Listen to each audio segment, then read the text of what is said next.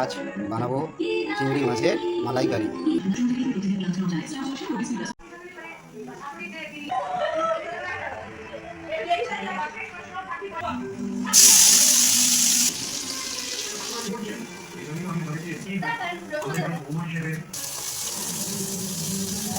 শুকনো লঙ্কা, তেজপাতা, গোটা গরম মশলা, পেঁয়াজ তিনটে।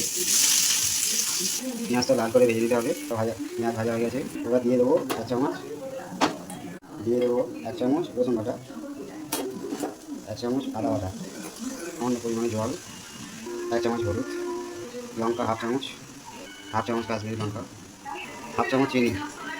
মশলাটাকে কষিয়ে নিতে হবে তেল ছাড়া পর্যন্ত। মশলা কষানো হয়ে গেছে। এবার দিয়ে দেবো নারকেলের দুধ।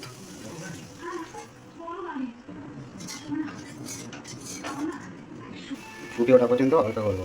ফুটে গেছে। এবার দিয়ে দেবো ভেজে রাখা চিংড়ি পাউডার, দিয়ে দেবো ধনে পাউডার, হাফ চামচ জিরে পাউডার। 5 মিনিট ফুটিয়ে নামিয়ে নেব। দিয়ে দেবো 1 চামচ শাহি গরম মশলা। তৈরি হয়ে গেছে চিংড়ি মাছের মালাইকারি।